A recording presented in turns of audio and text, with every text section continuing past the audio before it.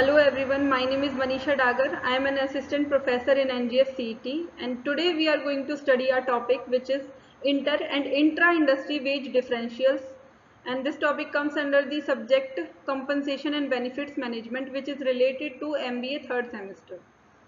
Now let's start the topic. Meaning of wage differentials. Wage differentials refers to the difference in wage rates between workers in the same industry or in the different industry. तो veg differentials का मतलब होता है कि हमारे जो wages हमें दिए जाते हैं, वेतन जो दिया जाता है वर्कर्स को, उसमें डिफरेंस होना, कि एक एम्प्लॉय का दूसरे एम्प्लॉय से वेज का डिफरेंस होना। तो ये हमारा इंटर इंडस्ट्री हो सकता है, इंट्रा इंडस्ट्री हो सकता है, कि वर्कर जो हमारे सेम इंडस्ट्री के अंदर काम कर रहे हैं या वर्कर जो हमारी डिफरेंट इंडस्ट्रीज में काम कर रहे हैं, उनके अंदर डिफरेंस हो सकता है। It may be the difference in wages between workers with different skills working in the same industry or workers with the similar skills working in the different industries or regions. It is also known as compensating differences. Now we have to understand reasons of wage differentials, कि हमारे जो wages के अंदर जो differences आते हैं उसका reason क्या हो सकता है, क्या क्या उसके रीजन हो सकते हैं। तो इसके वेरियस रीजन हो सकते हैं। तो अभी हम आज कुछ पढ़ेंगे रिस्क एंड हजार्डियस कंडीशन, कि रिस्क और हजार्डियस कंडीशन के अकॉर्डिंग भी हमारे जो वेज है उसमें डिफरेंसेस आ सकते हैं। क्योंकि अगर हमारा एक एम्प्लॉय है जो हमारी बहुत ही अच्छी लोकेशन में काम कर रहा है, अच्छी जगह पे काम कर रहा है, उसके लिए कोई दिक्कत वाली बात नहीं है, उसको कोई परेशानी नहीं हो रही है, और एक एम्प्लॉय ऐसा है जो हजार्डियस कंडीशन में वर्क कर रहा है, जहाँ पे उसके लिए थोड़ी सी सफोकेटिंग जगह है, या उसको टाइम ज़्यादा देना पड़ रहा है, या उसके लिए जगह ऐसी है जो उसके हेल्थ के लिए भी अच्छी नहीं है, और वो वहाँ पे काम कर रहा है, तो ऑब्वियसली जो उसका वेज होगा वो उसके अकॉर्डिंग ही होगा, जैसे उसकी सिचुएशन है, उसकी कंडीशन है। तो इसके हिसाब से भी जहाँ पे रिस्क ज़्यादा होगा तो उनकी वेजेस ज़्यादा होंगी, और रिस्क कम होगा तो उनकी वेजेस कम होंगी। Next point we have education and skills. Education का भी हमारे वेजेस के ऊपर काफ़ी इफेक्ट पड़ता है, कि अगर एक एम्प्लॉय के पास एजुकेशन ज़्यादा है तो as compare to the employ जिसके पास एजुकेशन कम है, तो उसको सैलरी ज़्यादा मिलेगी ज़्यादा वाले को, क्योंकि उसके पास क्वालिफिकेशन ज़्यादा है। तो जिसके पास ज़्यादा क्वालिफिकेशन है, एजुकेशन है, स्किल्स है जिसके पास ज़्यादा, तो उसका वेजेस भी ज़्यादा होंगे। तो इसकी वजह से भी वेजेस डिफ्रेंशिएट कर सकते हैं हमारे। लोकेशन क्या है, कि हमारे जो एम्प्लॉयज़ हैं वो कहाँ पे काम कर रहे हैं, या हमारे वर्कर हैं वो कहाँ पे काम कर रहे हैं। कि अगर एक ऐसी लोकेशन है जहाँ पे जाने के लिए बहुत टाइम लगता है, एफर्ट्स लगते हैं, पैसा लगता है, तो उसके हिसाब से ही एम्प्लॉयज़ को वेजेस दिए जाएंगे। अगर ऐसी लोकेशन है जो बहुत ही रिमोट है, या फिर कहीं पे भी जा सकते हैं एम्प्लॉयज़ हमारे जो वर्कर्स हैं, तो उसके हिसाब से उनकी वेजेस कम रखी जाएगी। तो जितना लोकेशन का फ़र्क पड़ेगा उतनी उनकी वेजेस में डिफरेंस आ जाएगा। Next we have factors influencing wage differentials, कि हमारे कौन कौन से फैक्टर्स होते हैं जो हमारे वेज डिफरेंशियल्स को इन्फ्लुएंस करते हैं। First we have nature of work to be performed.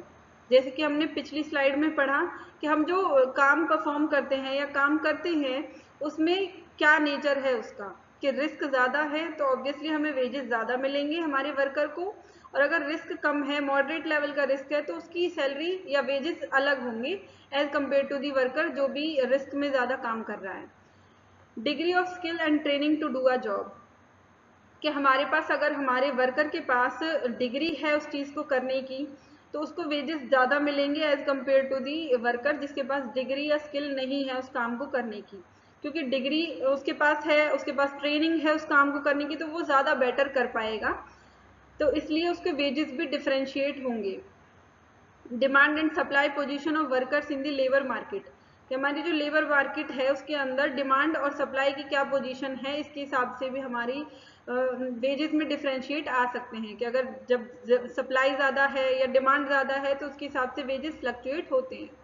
Relative bargaining strengths of employees and employers, कि हमारे जो एम्प्लॉयर्स हैं उनकी जो सैलरी देने की क्षमता है, या फिर जो हमारे एम्प्लॉयज़ हैं जब उनकी जो नेगोशिएट किया जाता है सैलरी के ऊपर या वेजेस के ऊपर, तो वो कितना बार्गेन कर पाते हैं एक दूसरे से, इसके ऊपर भी डिपेंड करते हैं उनकी wages. Regulatory systems of employment, कि एम्प्लॉयमेंट की जो रेगुलेटरी सिस्टम्स हैं वो क्या डिसाइड करते हैं, वो किस तरीके से फ्लक्चुएट करते हैं रेट्स को, उस पर भी डिपेंड करेगा हमारे एम्प्लॉयज़ का या वर्कर्स का wage. Extent of unionisation and its strength, हमारी जो यूनियंस हैं, जो लेबर यूनियंस होती हैं, उनका कितना स्ट्रेंथ है, उनकी कितनी कैपेबिलिटी है कि वो इस चीज़ पे नेगोशिएट कर सकें या इस चीज़ पे मुद्दा बना सकें या उठा सकें इस चीज़ के related. Nature of the roles and responsibilities required, कि हमारे जो रोल्स एंड रिस्पॉन्सिबिलिटीज अगर हायर लेवल की हैं या उसमें थोड़ी सी मेहनत ज़्यादा है तो वेजेस भी ऑब्वियसली ज़्यादा ही होंगे, और अगर हमारी जो रोल्स एंड रिस्पॉन्सिबिलिटीज है वो कम है तो वेजेस भी कम रखे जाएंगे। तो इसका भी इफेक्ट पड़ता है हमारे वेजेस के ऊपर। Types of wage differentials, wage differentials कितने टाइप्स के होते हैं? Employers character based, regional based and industry based. Employees character based means कि स्किल के ऊपर, उनकी स्किल्स क्या क्या हैं, उनके पास कितनी स्किल्स हैं। जेंडर के बेस पे भी अगर इसमें दिखाया गया है कि जेंडर के बेस पे भी कई बार हो जाता है डिफरेंशिएट। एक्सपीरियंस, कि उनको पिछला एक्सपीरियंस कितना है, अगर एक्सपीरियंस्ड बंदा है तो उसको ज़्यादा ही वेजेस दिए जाएंगे। वर्क बिहेवियर, कि उनका ऑर्गेनाइजेशन या काम के प्रति क्या बिहेवियर है, उनका वो कितनी जल्दी काम करना पसंद करते हैं या काम कर सकते हैं। ऑक्यूपेशनल, उनके ऑक्यूपेशन के हिसाब से भी उनके वेजेस डिफरेंशिएट करते हैं कि कौन किस ऑक्यूपेशन में है। रीजनल बेस्ड, स्टेट बेस्ड, कि स्टेट के हिसाब से हर स्टेट में अलग अलग अपना स्ट्रक्चर होता है वेज पेमेंट का। कंट्री बेस्ड, हर कंट्री के हिसाब से अपना वेज स्ट्रक्चर अलग होता है। और ज्योग्राफिकल बेस्ड, हर ज्योग्राफिकल बाउंड्रीज के हिसाब से भी अपना स्ट्रक्चर अलग होता है। उसके बाद है इंडस्ट्री बेस्ड। इंडस्ट्री के अंदर आते हैं इंट्रा इंडस्ट्री और इंटर इंडस्ट्री, जिसको हम आगे Now we have intra-industry wage differentials.